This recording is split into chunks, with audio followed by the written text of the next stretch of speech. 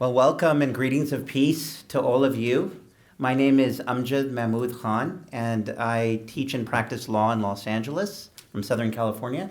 And I volunteer as National Director of Public Affairs for the Ahmadiyya Muslim community here in America.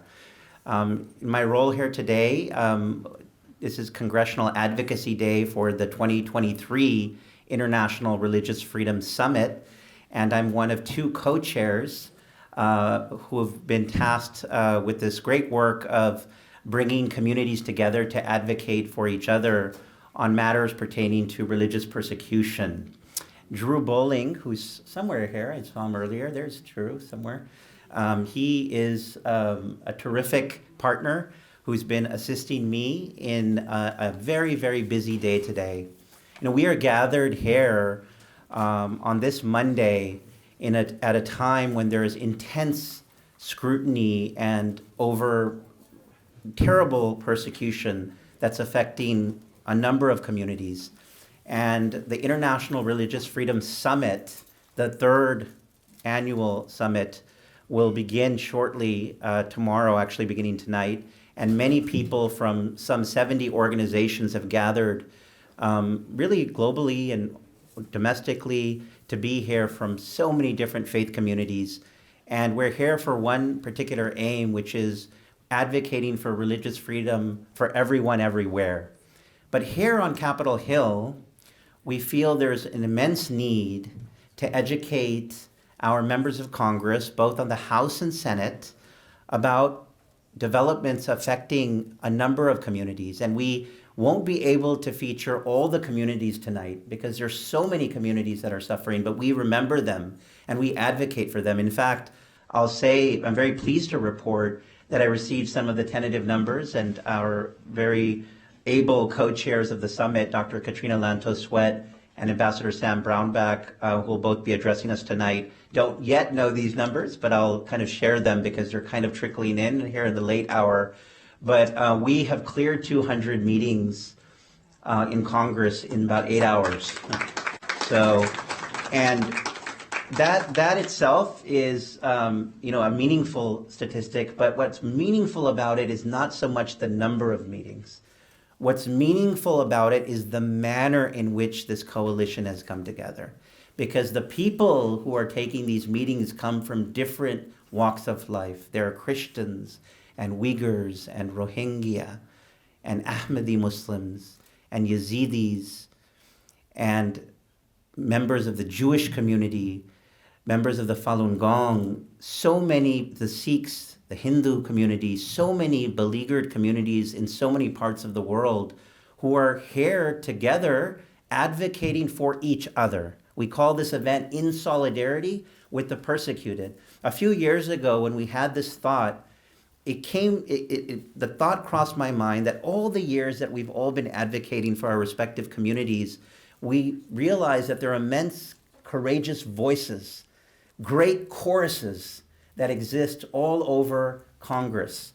We see amazing luminaries talking about their own people, as well as they should. But what really makes advocacy special and effective is when those communities stand up for each other, and more importantly, speak for each other.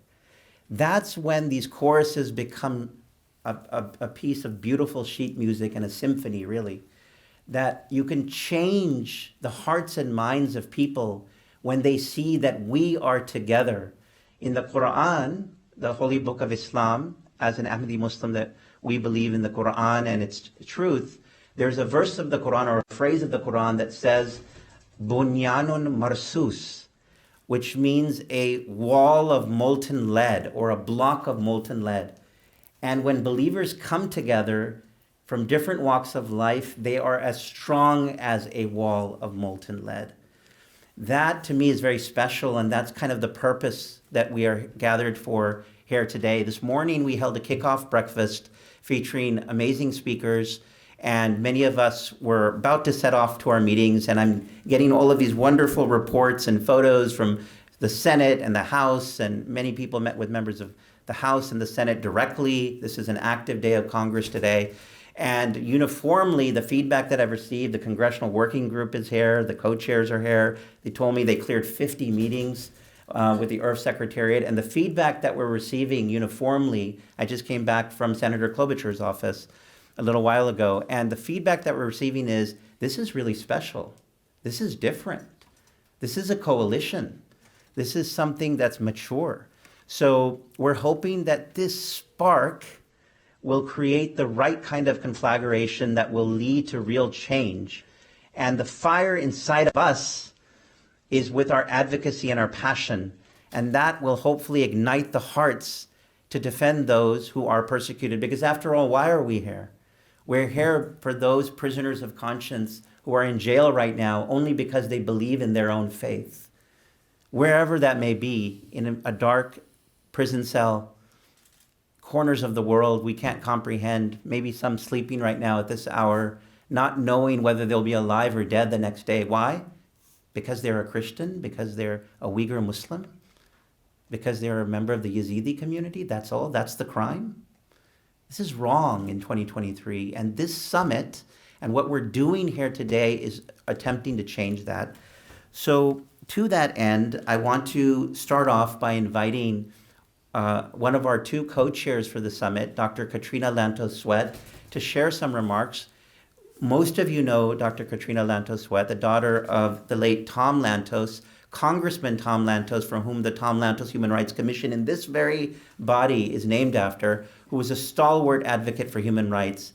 But Katrina is really a luminary in this space. She teaches at Tufts. She runs a wonderful foundation, the Tom Lantos Foundation for Human Rights and Justice.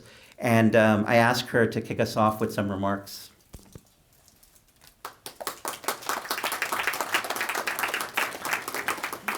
Thank you so much, Amjad. You spoke very eloquently, and your words are particularly powerful because your community has just in the last few days suffered a terrible, terrible attack, which I'm going to talk about in a moment. But I first want to welcome everybody here today. It's very exciting now that this is the third annual International Religious Freedom Summit, because I see so many wonderful old friends. Some of them are young, but they are old friends to me now.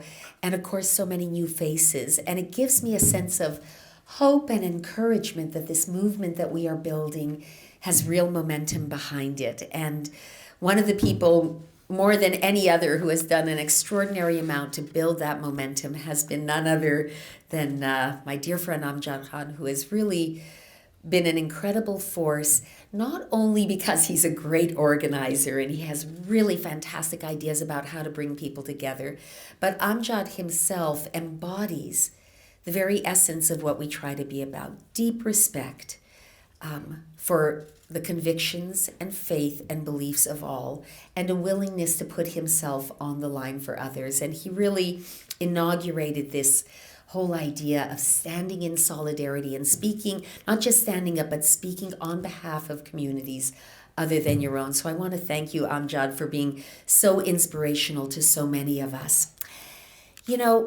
As I was thinking about what I might say to this particular group, and it's very exciting that this is a congressional briefing, I found myself reflecting and reading back to Martin Luther King Jr.'s very famous, very iconic letter from a Birmingham jail, which I'm sure many of you have read. Obviously, he was an extraordinary human rights leader, but what was particularly powerful and, if you will, convicting about the letter from a Birmingham jail is that it was really sort of a document, a cry of admonishment towards not his enemies, not those who were throwing him in jail and setting the dogs on the civil rights activists, but on their allies, on their quiet, moderate, restrained, reluctant allies. And in that very powerful letter, parts of which have become kind of iconic in sort of the lexicon of the civil rights movement and the broader human rights movement, he tries to lovingly reprove them for an unwillingness to do exactly what you are asking us to do, Amjad, and what those of us here today feel in our hearts we are called to do. And that is not simply to offer from the safe distance, from a convenient remove, sort of our well wishes and hey, good luck, all the best. We hope everything works out. But to step forward, to stand alongside, to go into the breach. And yes, sometimes to put our own comfort, our own security, our own ease at risk.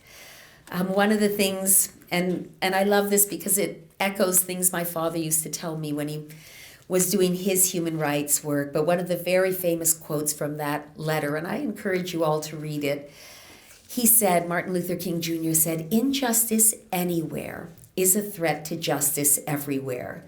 We are caught in an inescapable network of mutuality, tied in a single garment of destiny. Whatever affects one directly affects all indirectly." And I hear in those powerful words, or I hear in our motto, religious freedom for everyone, everywhere, all the time, an echo of what it was he was trying to teach us. I think this profound insight makes us realize that we can't in good conscience seek to protect our own communities, to fight for the rights of our own people. I'm the daughter of Jewish Holocaust survivors, so anti-Semitism, Holocaust denial is always so important to me. You know, I've got my antenna tuned as my friends in the Ahmadiyya community have their antenna tuned, and in the Armenian community and in the Uyghur community, our antenna are tuned to the wrongs and the depredations being inflicted on our own people. But that isn't enough. We have to understand that if we do not advocate for others who suffer as our own people suffer, then we are really failing in our duty. You know, as we gather today in a really beautiful, on a beautiful day, in a beautiful, august venue, just in the past days, literally in the past days, people of faith, various faiths, have been facing horrific persecution and danger. And I do want to begin with what happened to members of the Ahmadiyya community in Burkina Faso first. It's particularly chilling because faithful Ahmadiyya men were dragged from their place of worship. And in an act that is much more chilling and much more terrifying, and I'm sure intended to be so, than even a terrorist bomb that is thrown into a building and goes off and many people are injured and killed. These brave and faithful men were dragged out and one by one threatened to deny their faith. And they wouldn't. And one by one, in front of their families, in front of their fellow believers, they were murdered in cold blood. And you know, it's horrifying and it's also incredibly inspiring. Those men have become martyrs. And we, of course, find each of ourselves asking the question, would I have that kind of integrity? Would I have that integrity to say no? In the end, the integrity of my soul means more than my life, and I will not turn my back on it. I don't know what the answer is. You know, we all hope we would have that kind of courage, but we darn well better have the courage to do something for that community and to show that we will not let this outrage go unpunished. Other examples, in Nigeria, in just the past 2 years, over 6,000 Christians have been murdered for their faith and thousands more kidnapped. In China, which just based on sheer numbers is the world's greatest abuser and crusher of conscience rights in the world, we know that an ongoing genocide is taking place against an entire community, a whole community of people. I see friends of mine from the Uyghur community, again, their bravery, their courage, I admire it so much. But you know, that's not good enough to admire their courage, to commend it. We have got to find ways to take our own leaders lovingly by the throat and shake them a little bit and say, more needs to be done. We have tools, we have leverage, we do have some power, and we are not exercising it. We cannot be quiet in this fight. And now this is a concern of mine because it has gotten so little attention in the broader media. But in the contested region of Nagorno-Karabakh, probably some of you are saying, oh, I've heard of it, I know about that a little bit. But what you may not know, because it has gotten very little attention and coverage, is that there is an enclave of Armenian Christians that is being ethnically cleansed. They are being cut off from access to food, to medicine, to anything by the government of Azerbaijan. This is a huge unfolding crisis that is largely ignored. And maybe for some of you here today, my mentioning of it might be the first time you've heard of that. So the need is very great. It is very real. It is very pressing. And today's event is not only going to educate us through briefings on various communities and what they are dealing with, but it is hopefully going to light a fire under us, not to be among those that the Reverend Martin Luther King Jr. had to reprimand. At one point he said, the shallow support of our friends is more painful than the out-and-out enmity of those who hate us. We must do better. And I'm going to close with a story because I love stories. And I think they help us to remember what it is we should be about. This morning when I spoke at the breakfast, I talked about Cyrus the Great, who was a very powerful leader who issued what many believe to have been the first charter of human rights in human history, 500 years BC. And it's the Cyrus Cylinder, and I invite you to look it up on your own. And I asked the question of the audience gathered there. I said, does anybody know what faith Cyrus the Great was an adherent to? And I think it was Amjad who answered the question. He went to Harvard. He's one of these really smart kids who does all of his homework and reads everything. And he said quite correctly, he was a Zoroastrian. I said, that's right. Well, this story also comes from that community, also sometimes called the Parsi community. And they were being persecuted. This story dates from the 1600s and is called the story of Sanjan. Some of you may have heard it before. And the Parsi community was fleeing from persecution by Muslim invaders of Persia many centuries earlier. And they had come to Gujarat in western India. And there are two versions of the story recounting their arrival in Gujarat. In one version, they arrive to the borders, and the king sends them a jar of milk filled to the brim. And the point of sending that is to say, there's no room for you here. Don't come.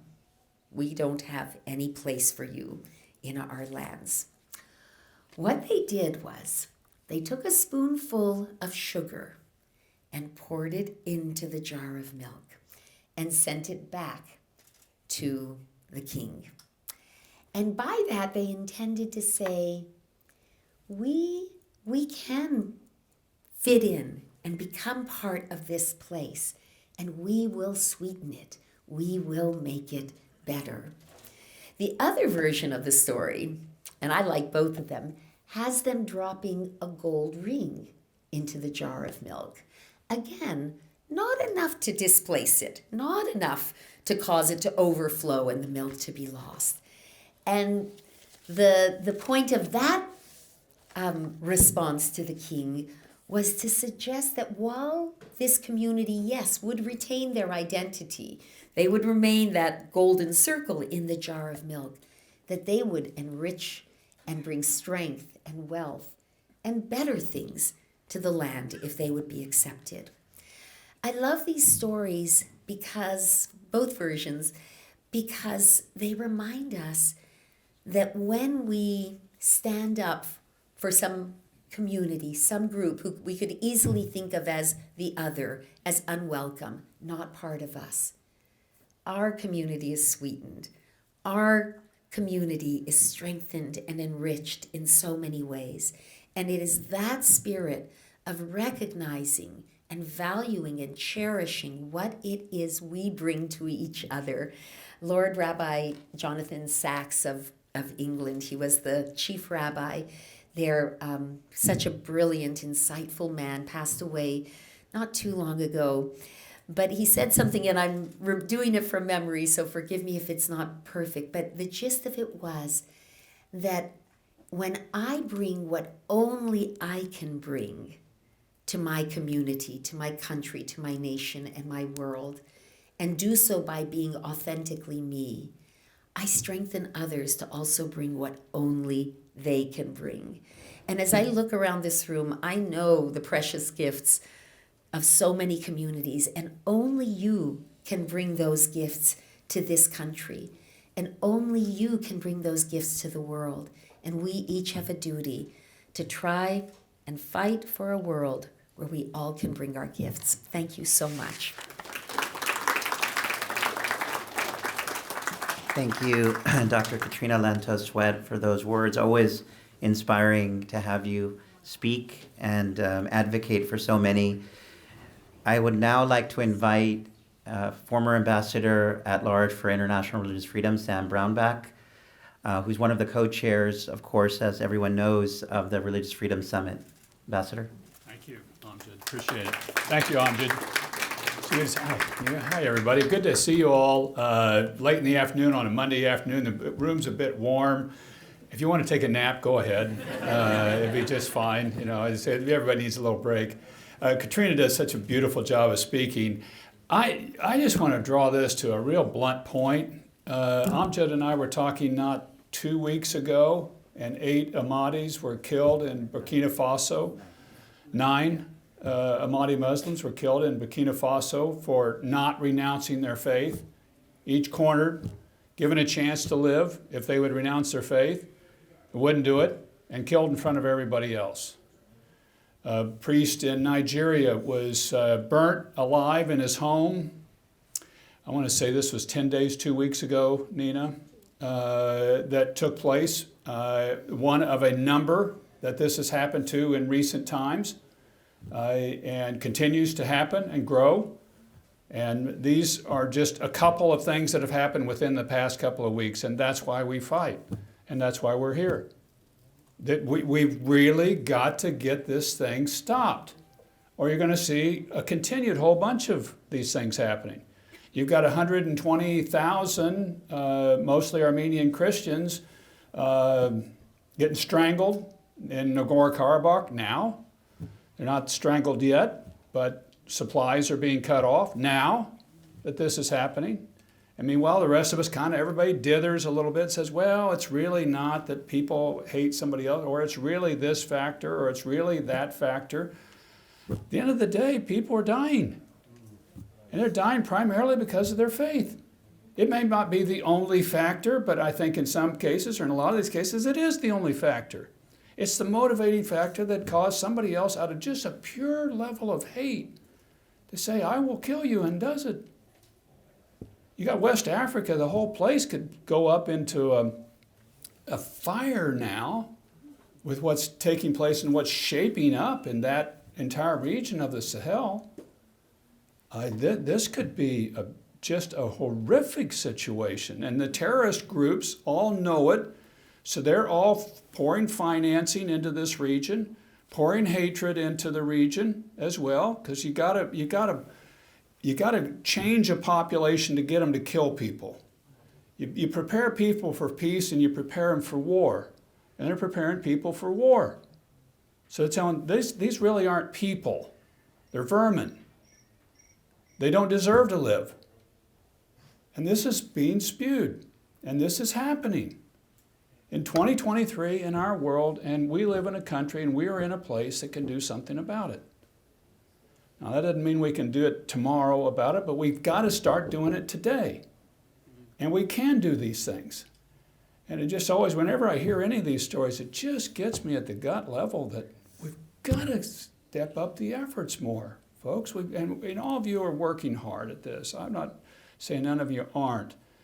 But we've got to either work better, we've got to elevate the topic, we've got to get it to be a major foreign policy issue for not just the United States, but it needs to be for us, but for a lot of different countries, particularly the Western countries.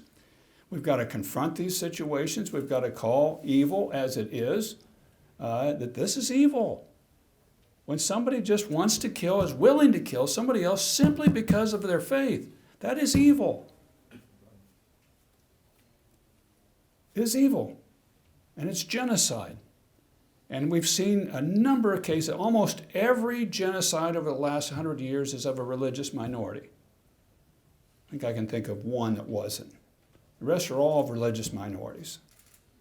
You just go, this person believes different than me and they don't deserve to live. And I want to kill them. Or I want to motivate enough people to kill them.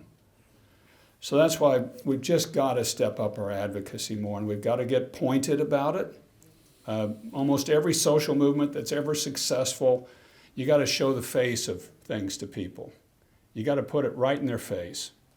And they got to see it. They got to smell it, taste it. And then they kind of, okay, maybe we really need to do something. And I think that's what we've got to do. That's our task. We can do it. We have to do it. We don't do it, nobody's going to get it done. So I really appreciate you being here today. And this is a great task that you're about, and we are going to be successful. Just we've got to lean in. God bless you all. Thanks, Andrew. Thank you, Ambassador. Before you came in, I revealed that we hit over 200 offices in 8 hours today. So we're doing our part slowly but surely, and we need a lot more, but hopefully we get there. The program today is interesting, and we have some amazing people who are working in this space, and we wanted to have a few faith communities talk a little bit for 3 to 5 minutes, just an update about what's happening to the particular communities for which they are advocating. And we're going to begin this afternoon with the Rohingya Muslim community. And we're very delighted to be joined by Patrick Greenswald, who's a policy analyst for the U.S. Commission on International Religious Freedom. He focuses on Southeast Asia, primarily Burma, Laos, Indonesia, and Malaysia. And as we know, there's a genocide against the Rohingya Muslim community, a community that all of us should be advocating for as well. So I invite Patrick to share his remarks.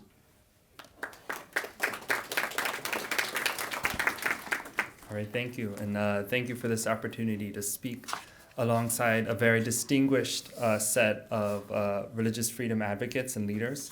My name is Patrick Greenwald. I'm a policy analyst at the U.S. Commission on International Religious Freedom. This is also known as USIRF. We're a legislative agency tasked with monitoring conditions of freedom of religion and belief internationally to make recommendations to the U.S. government on how to incorporate a human rights perspective on religious freedom in our U.S. foreign policy. I'd like to start by just plugging that the subject we're talking about here, we'll talk a little more at length in our February 8th hearing on Burma. USIRF has been concerned with the conditions of FORB in Burma since the beginning of our commission in 1999. A core component of our concern has been for the conditions of the predominantly Muslim Rohingya people native to Rakhine State in Burma. This population has long been singled out for their ethnic identity, but also their religious identity as a Muslim majority population in a Buddhist, predominantly Muslim population in a Buddhist majority country. We consider them really a case study for what happens when religious freedom violations are ignored and enabled to the point where genocide can occur. At the end of 2022, there are some 600,000 Rohingya left in Burma, around 1 million in Bangladesh, and a few 100,000 in primarily Malaysia, but around the region. During 2022, the UN reported that some 3,500 Rohingya have attempted sea crossings throughout the region. Human trafficking remains a concern for the community, and women are particularly vulnerable. In November 2022, I was part of a USIRF delegation that visited various Rohingya groups in Cox's Bazar. For the most part, Rohingya there are safe from religious persecution, but they are in a state of limbo, and the security situation in the camps is not stable. Most whom we spoke to share the dream of returning to a free, democratic, multi-ethnic, and multi-confessional Burma. For this to be realized, the political situation in Burma would need to change significantly. That's a conversation that might be beyond our mandate, so I'd like to speak a little more focused on the condition of refugees in the camps. Neither Bangladesh nor Malaysia, the two largest host countries to refugees, are party to the 1951 Convention on Refugees. This means that they have limited international obligations to refugees. The Rohingya people in Bangladesh whom we visited are facing restrictions and funding shortages imposed in part by the Bangladeshi government's refusal to permit any funding but humanitarian aid for the refugee camps. This is due to their concern that of the appearance of permanence and integration. There is no legal freedom of movement beyond the camps and no legal access to employment. Concern for the appearance of permanence has also restricted what can be built in the camps. Construction of sturdy structures using concrete, whether for homes or schools, is significantly restricted, and structures cannot be higher than 1 story. The government of Bangladesh, to its credit, has recently permitted a livelihood and skills training program for Rohingya youth and adults. The government has also enabled the establishment of a Burmese curriculum for Rohingya children, who constitute some 52% of the over 1 million Rohingya in the camps. This leads to what USURF recommends to the U.S. government. Both of these initiatives are important and deserve international support. However, they can only be funded by humanitarian aid. For the international organizations operating in the camps, there's a critical need for funds to scale up these initiatives to reach the majority of the population. USURF consistently recommends to the U.S. government, therefore, to find creative ways to fund these initiatives and to coordinate with the international community so as to partner with our friends in the Bangladeshi government. And finally, USURF continues to advocate that the U.S. government pursue its policy of resettlement in an effort to share the burden and cost in providing for this refugee community. Thank you so much.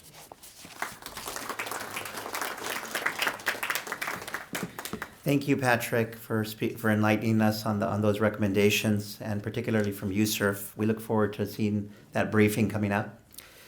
Our second speaker is from the persecuted Yazidi community, Pari Ibrahim. She's the founder and executive director of the Free Yazidi Foundation. Welcome back, Pari.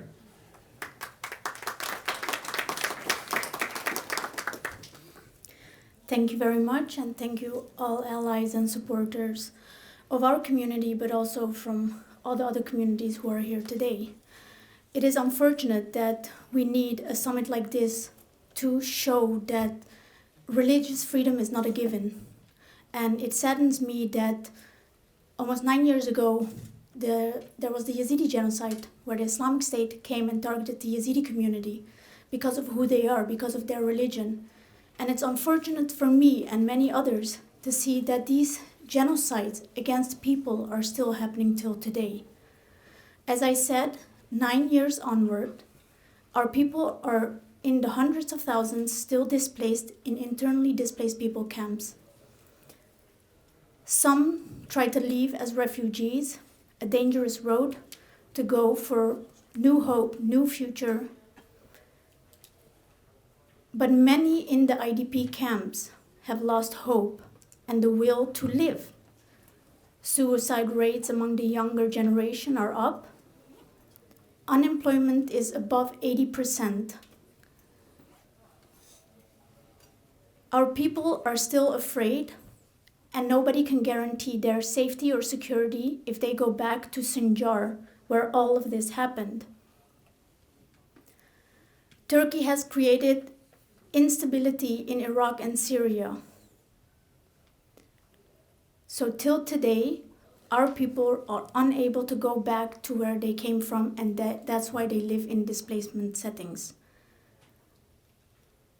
When we look at justice and accountability, there's a lot of support from the US government to try to find the perpetrators who did this to our people. But we only see glimmers of justice, and there's no coherent justice framework. We see some cases here or there, and that's all. But we're talking about a genocide of a big terrorist organization. We're talking about enslavement, slave trade, murder, rape. People were slave traded. Yazidi women were kidnapped and sold as sex slaves in markets in Iraq and Syria. If we look away today, then the next atrocity happens tomorrow. Over the last many years, we've tried to get support and funding for civil society organizations who directly support the people. I am hopeful that governments, organizations still continue with that because we do see change. We are making our own community stronger. We're teaching them different things. We're teaching them to see the warning signs, to not accept when someone says, "Oh, you're a Yazidi." What does that mean? What have you learned at home about me being a Yazidi? Because obviously you're amazed that I look very different from what you've been taught at home. And those are the root causes of the genocide. But my people really try to survive every single day. So this is not a big deal. This is just once again something that's been said. But I've said many times and over the years, and especially this platform that's been given to us over the last few years, the root causes that created the genocide against the Yazidis, the Christians, other ethnic and religious minorities in Iraq, they've never been solved. People still do not eat the food of my people because they are Yazidis. That is unacceptable. Why are we not changing these ideas of people? Why are we not changing what they've been taught for many years? And that's what we're trying to do. We started a bakery to help make sure that people understand everyone is able to make a bakery and you should just try the food of other people and accept each other through eating food, eating bread together. And that's why I say it's so important to help civil society, to give them a voice so that they can tell you what needs to change. What needs to change is that we can provide safety and security to people who do not believe in it anymore. Because otherwise, they will knock on your doors to come to different countries where safety is guaranteed. Once again, I want to thank all the allies and supporters of my people, but I stand in solidarity with all the communities who suffer until today. Thank you. Thank you, Pari. Very powerful words. I now invite Zuberia Shamseddin, the Chinese outreach coordinator for the Uyghur Human Rights Project, to talk about the persecuted Uyghur Muslim community.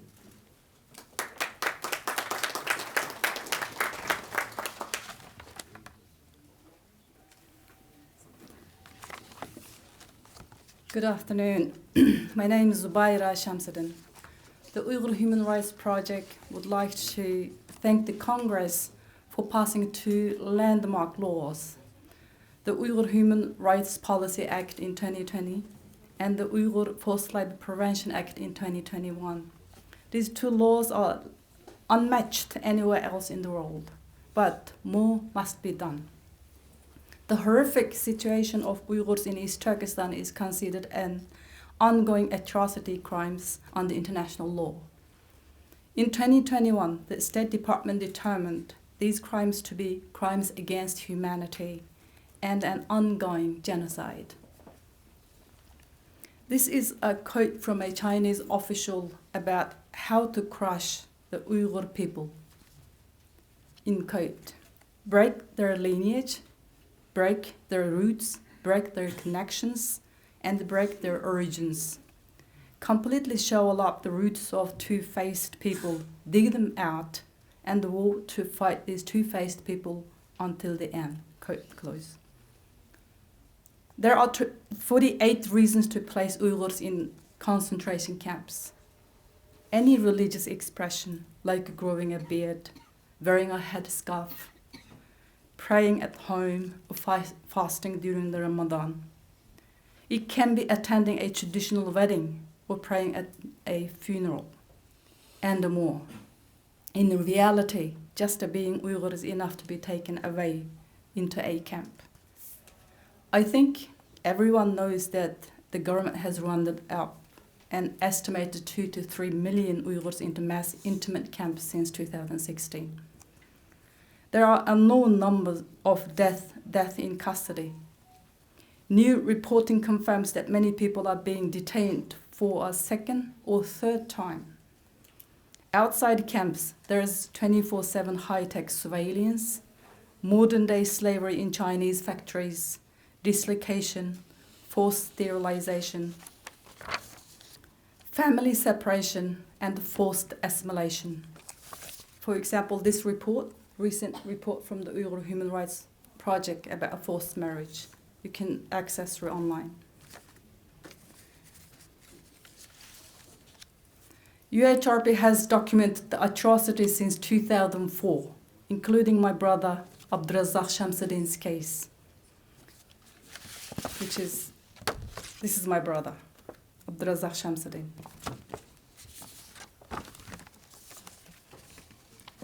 He was arrested in 1998 in connection with the Gulja massacre in my hometown.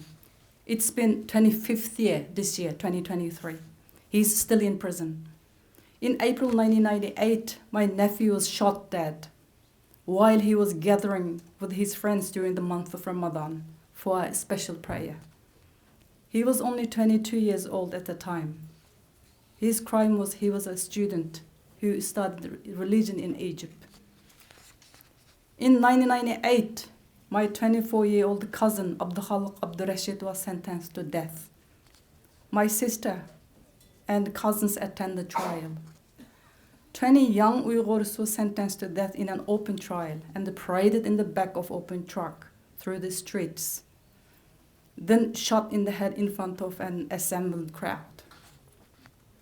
My sister witnessed this cruelty and became speechless. After the killing, Chinese police came to my uncle's house and forced him to pay for the cost of the bullet used to shoot my cousin.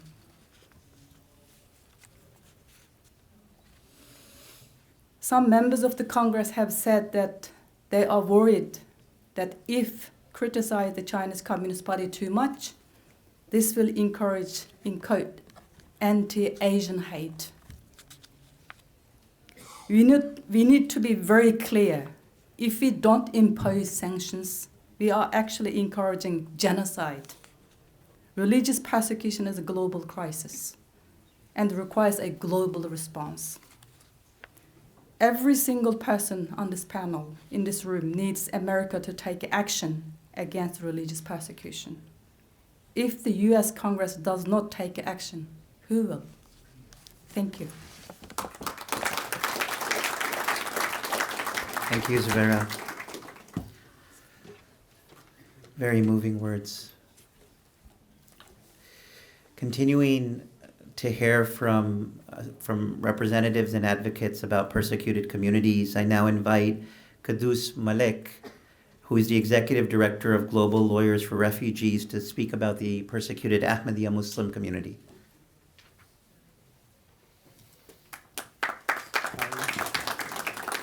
Hi, everybody. It's great to be here, and it's chilling to hear all these accounts.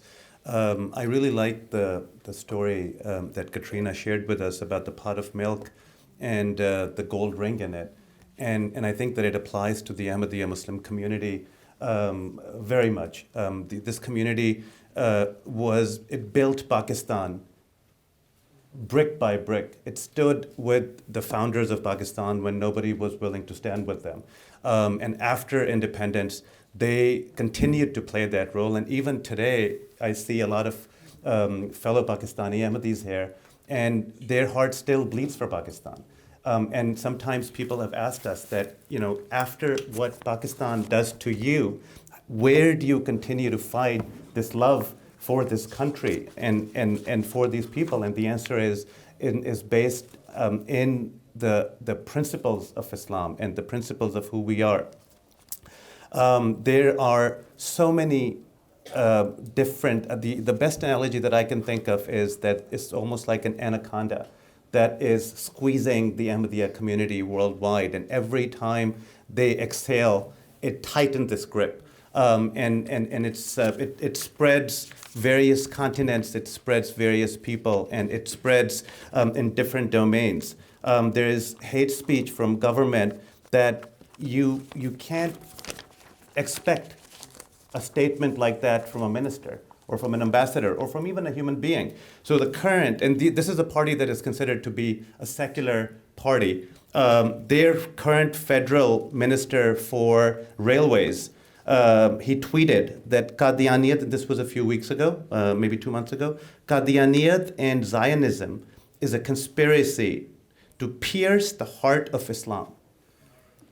Remember, Qadianiyat, Ahmadiyyat is not a separate religion. Rather, it is a great sedition. We have no doubt. And this is a sitting federal minister. A previous minister who was ironically called I think he was the special representative for religious harmony. He said that we can accept everybody else in this country, but not Ahmadis.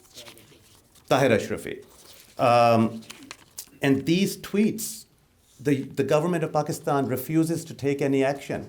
But this morning, as I was looking at trying to prepare for this presentation, we got an email from the government of Pakistan asking one of our websites called Open Quran, which is just for us to learn the Holy Quran. And it said that we're giving you 48 hours and we will shut it down unless you respond and tell us how you're not breaking these laws. 2 years ago, Amjad received a similar notice and they continue to do it. 2 weeks ago, it was Malta. So they don't take action against comments, the ones that I've just read, but they go after Ahmadis sitting in foreign countries to target them. Today there was a UPR session in Geneva, and the foreign minister of Pakistan, as every time before, they said that all Pakistanis have full rights. They have the ability to vote. They tell us that if you want to vote, you have to declare yourself to be a non-Muslim. And somehow the government thinks that that is enough of a right. They are demolishing our mosques. We don't have the ability to build new mosques. We don't have the ability to be buried in common graveyards. And just if you look at the last 6 months, it is impossible to even keep track of what's going on. And it's no longer a slow burn. It's trending in a very, very negative direction.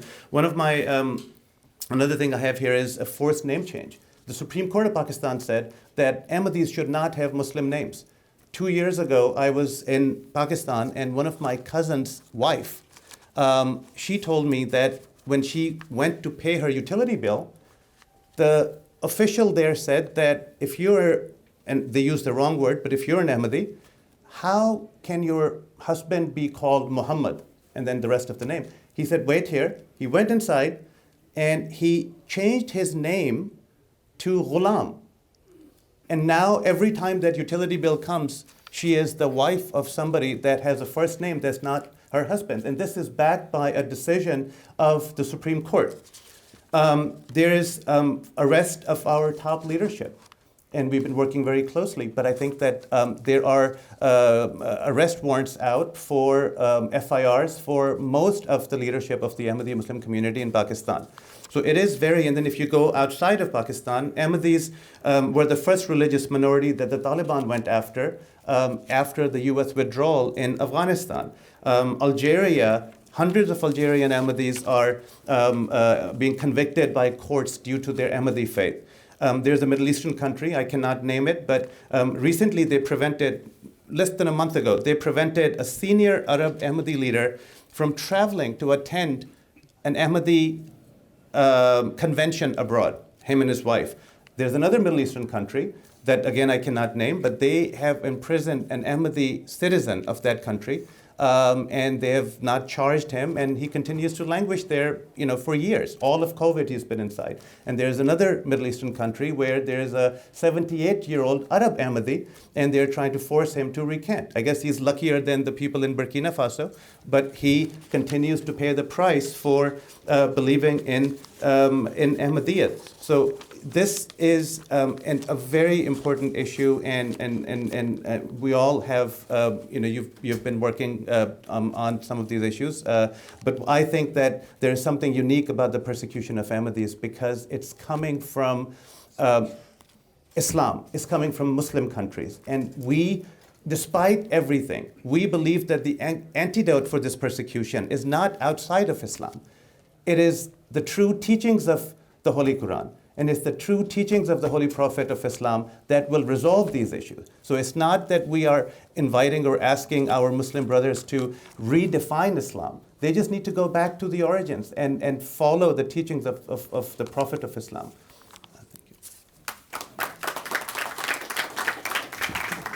Thank you, Kudus, for that briefing. I now invite Jeff Chen, Vice President of Advocacy for the Falun Dafa Association of Washington, D.C., and he'll be speaking on the persecuted Falun Gong.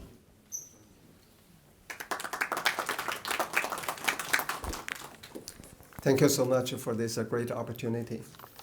Falun Gong is a spiritual discipline of a Buddha school based upon principles of truthfulness, compassion, and tolerance. It's also known as a Falun Dafa. It was introduced to the public in 1992, 31 years ago. 7 years later, the Atheist Communist Party of China started the campaign to eradicate Falun Gong in 1999. At that time, the government estimated 70 to 100 million Chinese people practice Falun Gong. So in the last 24 years, that many people have lost their freedom to practice their belief. It's a huge population, and it has become one of the biggest groups persecuted around the world. In the last 24 years, arbitrary detentions, disappearances, and torture happened widely across the country. Nearly 5,000 identified people died as a result of the persecution so far. Many more unknown people were killed for their organs, sold for huge profit. And the regime's policy was kill their bodies, bankrupt their finance, and ruin their reputation. And killing in detention is considered suicide. In one family of 6, the parents plus 4 adult children, 4 of them died due to the persecution, and hundreds of thousands were incarcerated for a certain amount of time. Just last year alone, 172 people died as a result of the persecution. 633 were sentenced with prison terms from 6 months to 15 years, even including seniors in their 80s. And that 15-year highest term was given to a disabled woman. And right before Beijing Winter Olympics, an artist was given 8 years in prison. And right before the Summer Olympics in 2008, her husband was tortured to death days after his arrest. And last year, one woman died 2 hours after her arrest, and another died 14 hours after. And I really like what Katrina quoted, what directly affects somebody really affects others indirectly. And I can give you noticeable cases. In fact, the victims are not just the persecuted Falun Gong practitioners, but actually everybody in China. To persecute millions of Falun Gong practitioners, sending them to prisons or labor camps, or expelling them from jobs or schools, the legal system had to be bent. And the morally corrupt people were placed in leadership positions. In the last 24 years, we've seen the overall morality in China declined tremendously. Then all Chinese suffer. We can see all kinds of faked goods circulate in the market, including poisoned food, faked vaccines, and even babies' formulas containing chemicals. And social justice is everywhere. Teachers can be bribed, lawyers can be bribed, police officers, doctors, all can be bribed.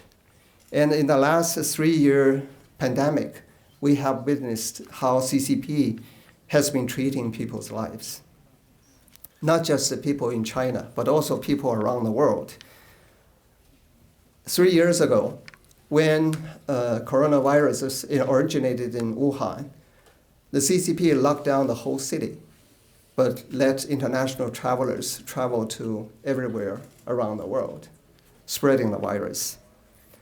And when people's homes can be ransacked for their faith in China, when people are killed for their organs, when most of the Chinese turn their blind eyes to all these, to most of the Chinese, fair trade and intellectual property rights would be simply a laughingstock.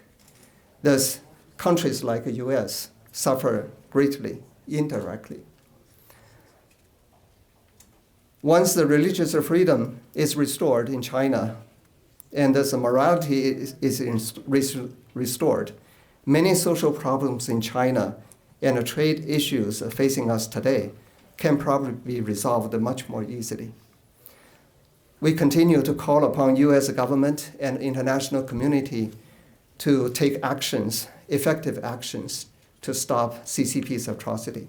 And Secretary Blinken is going to visit China next week. So we definitely hope he can raise the Falun Gong issue with the CCP leadership. Thank you all very much.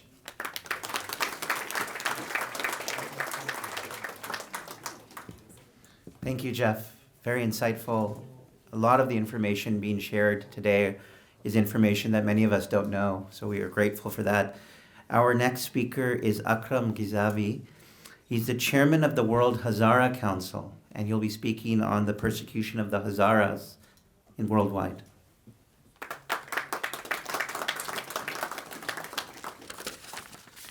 Thank you very much.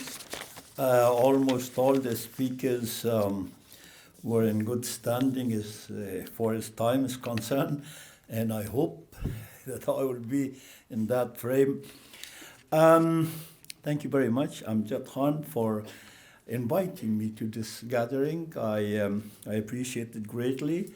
Thank you all for having this gathering because it gives an opportunity for people like me and for people of other faiths and other communities that are being oppressed or persecuted around the world to give information about the plight of their people, to share information with all those others who have the same experience.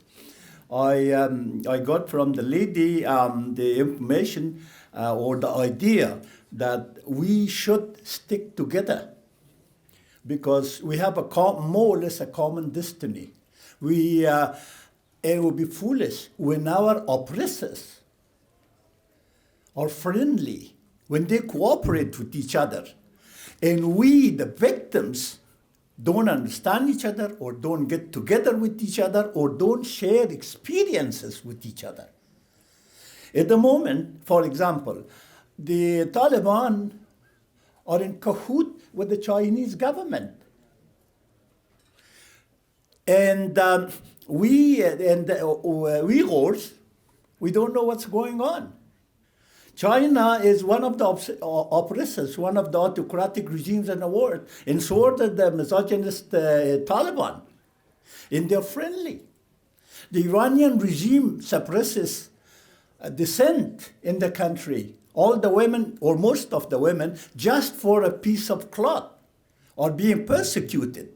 Yet they are in cahoot with the Taliban in Afghanistan. They have a lot in common. But we, the Afghans or the Hazaras, don't have much to do with the Iranians. We should cooperate. We should strengthen each other's stand.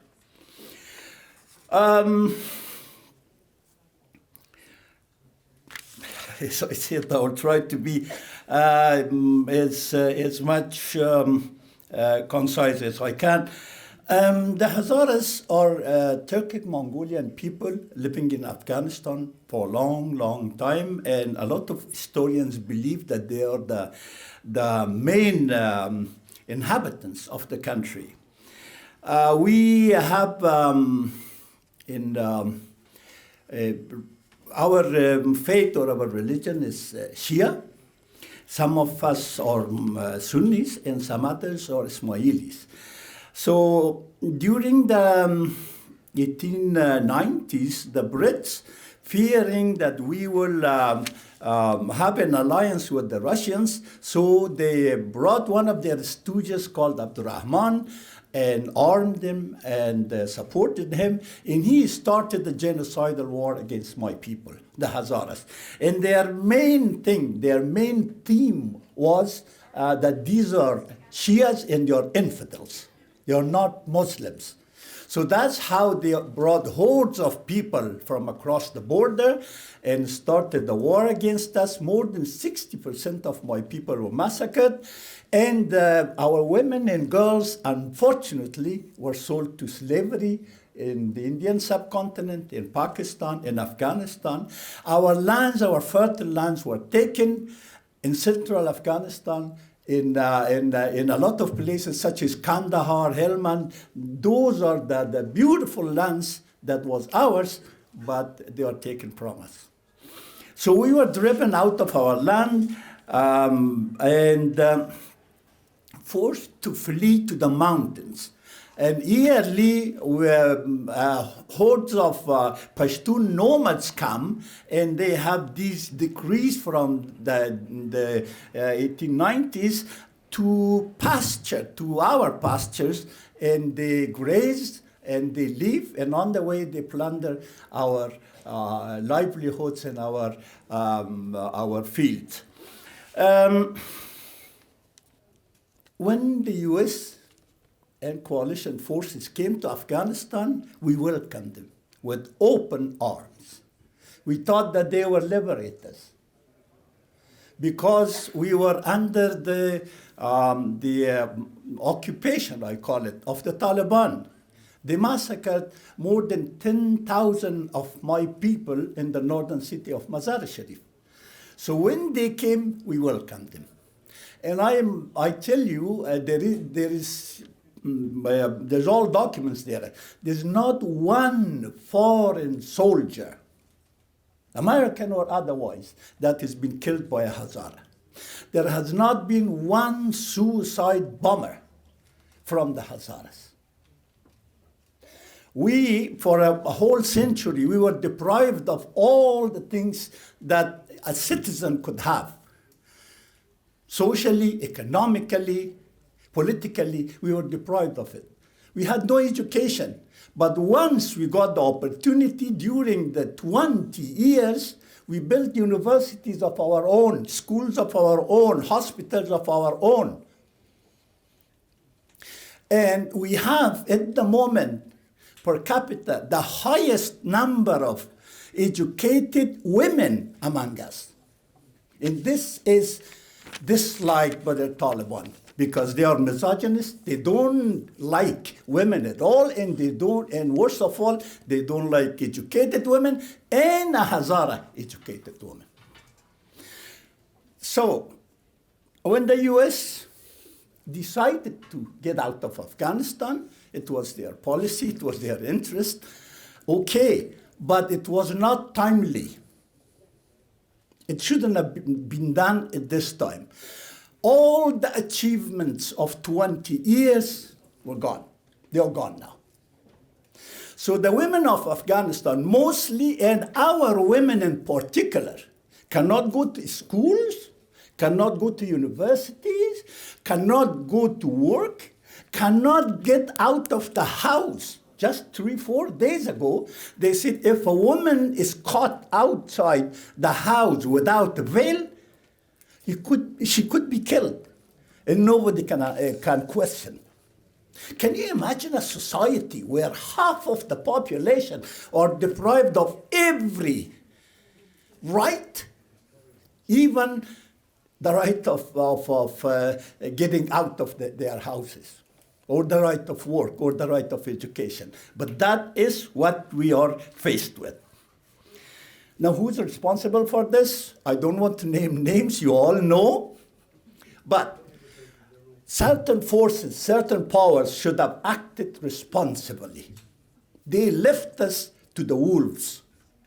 They left a slaughterhouse behind them. I all honestly, wholeheartedly support the lives of the American soldiers. But the Afghans, the Hazaras, are also human beings. They are being killed daily. They are being tortured daily. They are being kidnapped and raped. And nobody cares. Nobody says anything. I think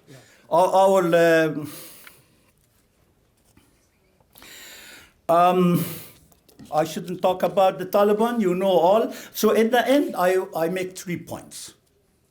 One, and I ask the United States, as a superpower, and the Western world, the free world, to not recognize the Taliban. Do not recognize the Taliban. One. Secondly, stop financing the Taliban. You know or you don't, each week $40 million is given to the Taliban. Cash. It's a taxpayer's money. Don't give it. These are terrorists. You brought them, you reinstated them in Afghanistan. At least now don't prop them. And the last one is that we are facing genocide. We are facing a serious genocide. Please recognize this. And I just quote one sentence. The head of the Afghan Human Rights Commission in 2021 said, and I quote, our assessment shows that the Hazara and Shia peoples of Afghanistan are at the risk of genocide, unquote. Thank you. Thank you, Akram. You know, I've gotten to know the Hazara community over the past year, and also have advocated for them and have heard from them in Afghanistan. And I invite everyone here to really sit down and read about the persecution they're suffering. And it was an excellent opportunity today to hear from you, and hopefully we'll hear more in a more extended briefing. Thank you very much. Our final two representatives here, we're very delighted to have Nina Shea with us. Nina is a very dear friend and senior fellow and director of the Center for Religious Freedom at the Hudson Institute. She'll be speaking about the persecuted Christian community with a focus on Nigeria. Thank you, Amjad. Thank you, everyone, and congratulations again to Ambassador Sam Brownback and Dr. Katrina Lantos Swett. It is an extraordinary coalition, and as I sat here listening to my co-panelists, whom I'm so honored to join, I think of how many countries we would not be able to having this discussion this afternoon or the summit. I have been tasked to talk about the persecution of Christians, and this is a global topic. The Open Doors says that 312 million Christians are suffering extreme or very high persecution today. I'm not going to attempt to do the whole world. I'm just going to look at Nigeria and just give you a little sample of what's happening there, because we don't hear about it enough. Again, Open Doors says that 90% of the Christians killed in the world last year were killed for their faith in Nigeria, and 90% of the world's abducted Christians occurred in Nigeria.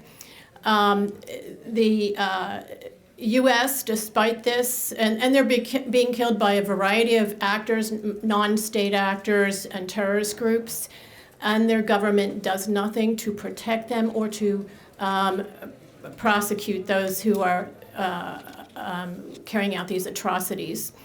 USCIRF, first of all, the State Department last year said that there was delisted them from the country of particular concern list under the International Religious Freedom Act. That's the world's worst persecutor list, without real explanation.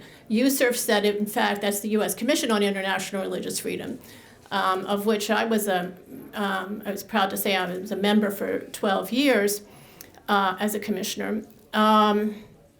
Yusuf said it's inexplicable that the State Department has turned a blind eye to what is happening on the religious freedom front there. There's general mayhem and lawlessness in Nigeria, so it's often hard in those situations, as it was in Iraq, Afghanistan, to detect that a particular religious group is targeted. But if you look at what is happening to the Christian leadership, what is happening to Christian churches and their rural communities, it becomes very clear. Aid to the Church in Need, a pontifical group, said that 20 Catholic priests were abducted last year, 5 of them killed. And then, by the way, in 1 year, 5,000 Christians were killed for their faith in Nigeria. State Department said this rampant killing of the priests is non-ideological, that it's a non-ideological criminality, and it's blamed it on the victims themselves for traveling at night without security. 2 weeks ago, Father Ache was in Niger State, was killed and his body burned in the middle of the night in his rectory at St. Peter and Paul's Church by people who broke in, armed bandits yelling Allahu Akbar. And this is repeated over and over and over again. The cases that we've documented showing that these priests were in their residences or in their churches when they were killed and attacked and abducted. Interestingly enough, or tragically enough, Father Ache died in this attack. It was not his first attack. His church was bombed on Christmas Day, St. Teresa's Church outside of Abuja, about a decade ago. He was also abducted before. All churches are affected, not just Catholics. The Methodist top prelate was abducted in May, and along with one of his bishops and another minister, and they were released after they paid $250,000 in ransom. It was clearly for religious reasons, according to what their press conference they said. Vatican reports that 17,000 churches have been destroyed in Nigeria since 2009. Again, the attacks were Boko Haram militants, the ISIS version in West Africa, and Fulani herdsmen.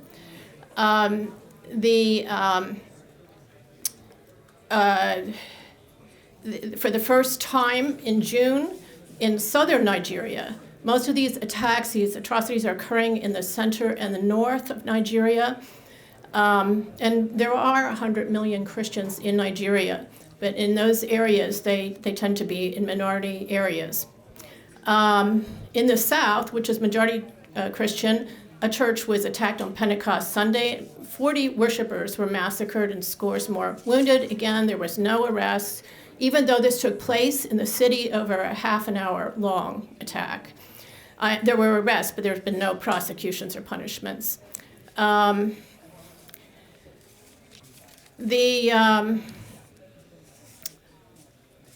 USERF has concluded, and I think rightly so, that the Nigerian government has routinely failed to investigate these attacks on Christian communities and prosecute those responsible, demonstrating a problematic level of apathy on the part of state officials.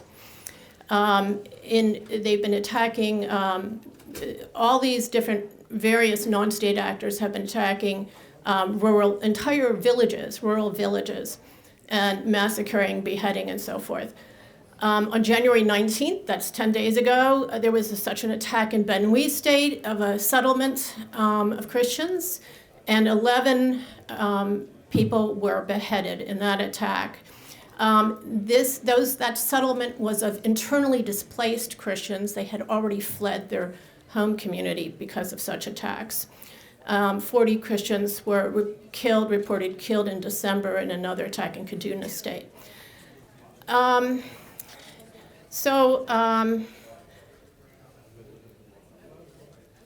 Let me just say that that there is a bill that is being considered now in Congress. I think a sense of Congress is needed when it becomes public. We're going to ask your support to get behind it, and the bill provides for putting Nigeria back on the list of countries of particular concern, and of also appointing a special envoy.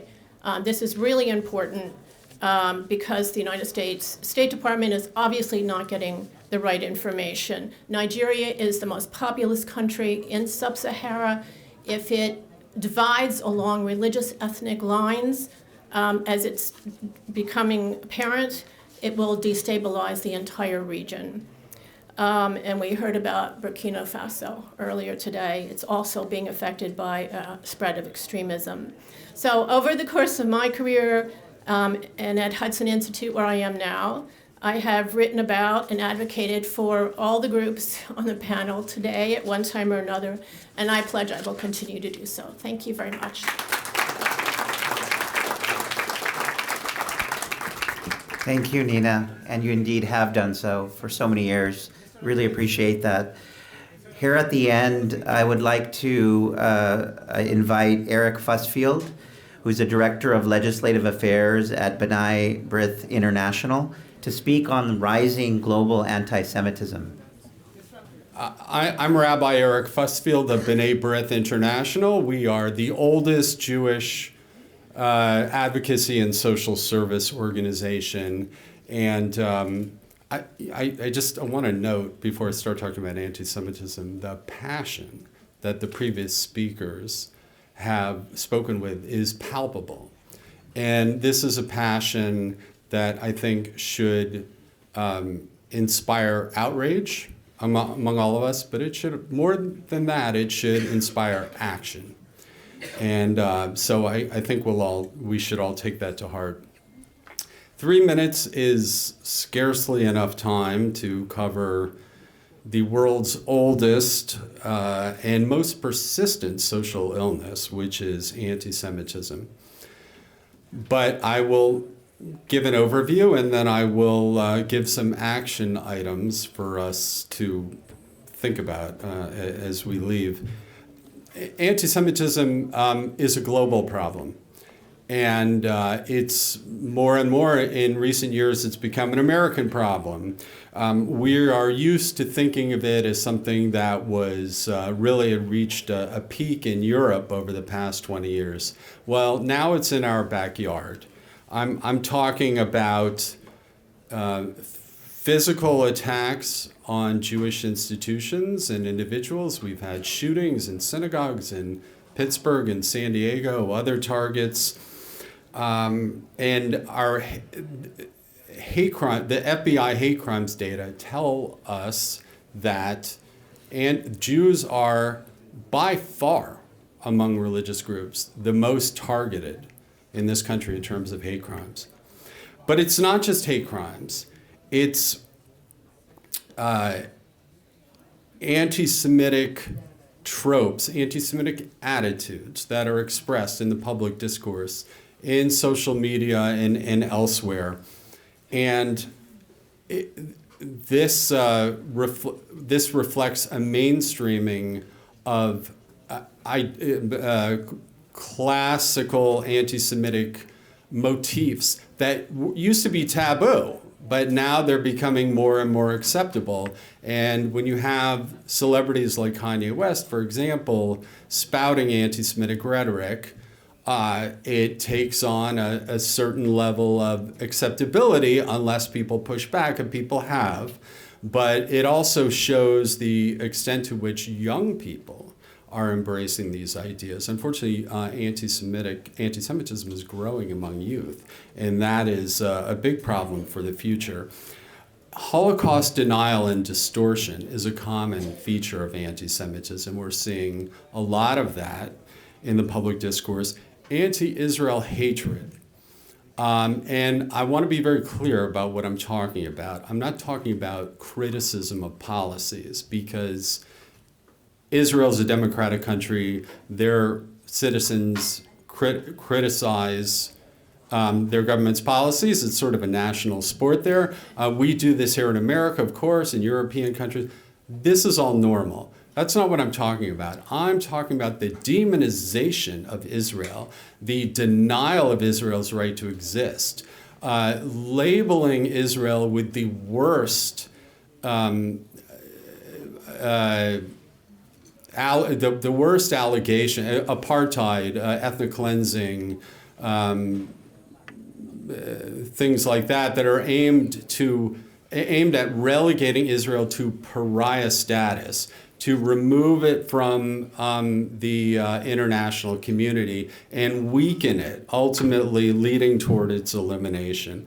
This is something we see certainly on social media quite a bit. We also see it at the United Nations, where anti-Israel hatred, the one-sided anti-Israel bias that we see at the UN, it's systemic. It's built into structures at the UN that perpetuate this. It's built into the annual ritual condemnations of Israel that are passed in New York and at the UN Human Rights Council in Geneva.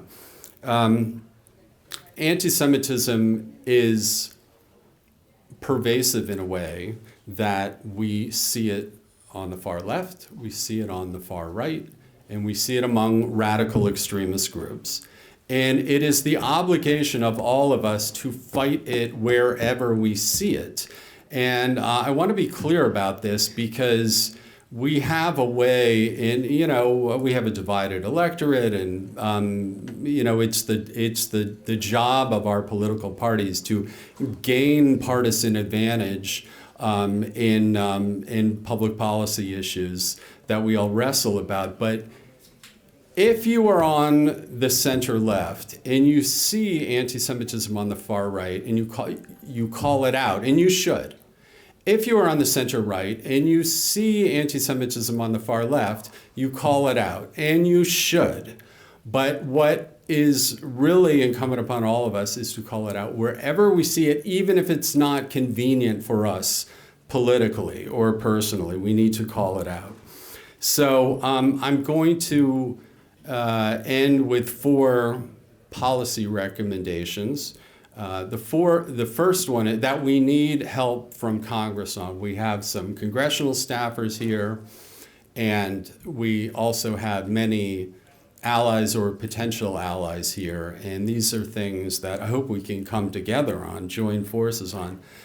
We have been campaigning for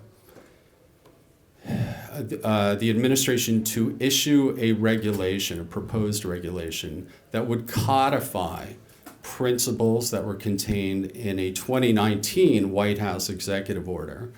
What principles am I talking about? The embrace of the working definition on anti-Semitism issued by the International Holocaust Remembrance Alliance in 2016. And this is a working definition. You could find it online very easily. It was put forward by the 36 or so countries, including the U.S., who belong to the IRA. It's called International Holocaust Remembrance Alliance.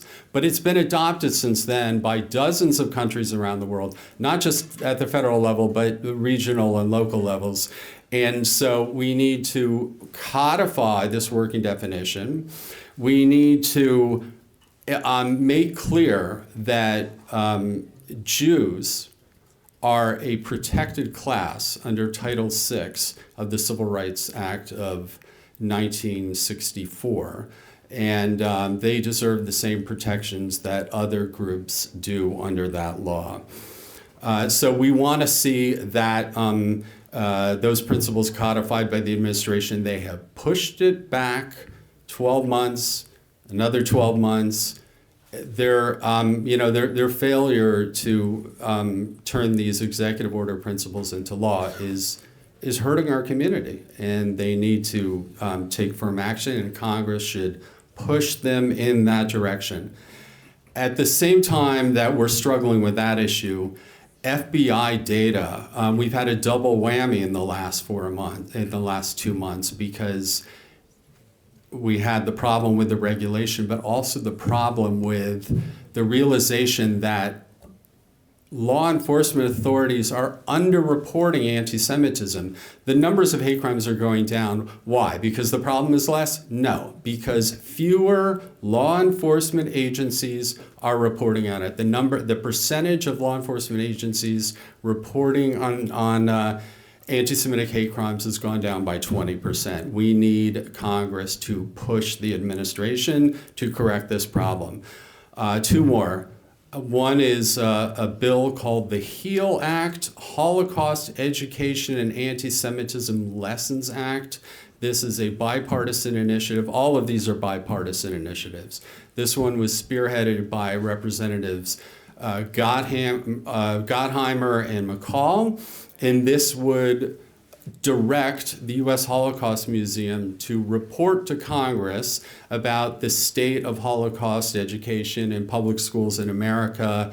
We need to, because of all the other indicators that I've laid out for you, we need to worry about what our youth are being taught, and they need to learn the lessons of history. Finally, with respect to anti-Semitism and anti-Israel hatred at the United Nations, the UN Human Rights Council has established a commission of inquiry on the West Bank, and this is has all the earmarks of a travesty. It's going to be another festival of condemnation of Israel.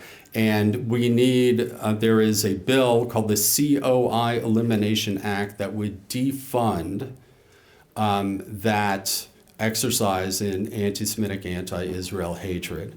And so we need that passed. So on all of these things, as is always the case, we need allies, and let's work together to counter anti-Semitism and the other hatreds that have been spoken about. Thank you. Thank you, Rabbi Husfield. I appreciate that. In this limited time, we covered quite a bit of ground, and we did that by design. And thank you for your patience.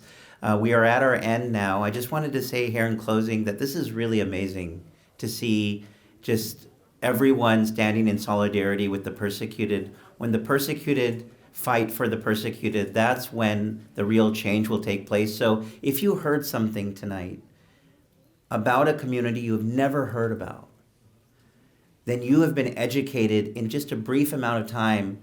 And just imagine the pain in the hearts of some of the people who spoke today, and the genocide and potential genocide and crimes against humanity that these communities are facing. Some of these communities don't have advocates on the Hill.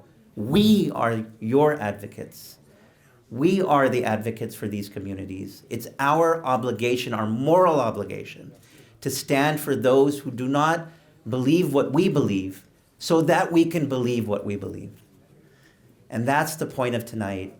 And it's just fantastic. I want to thank our partners, the IRF Secretariat. Greg is here, and Annie, thank you so much. There's a wonderful reception here. Please eat food, enjoy the rest of this session, interact, make allies, and we look forward to a great summit. Thank you very much.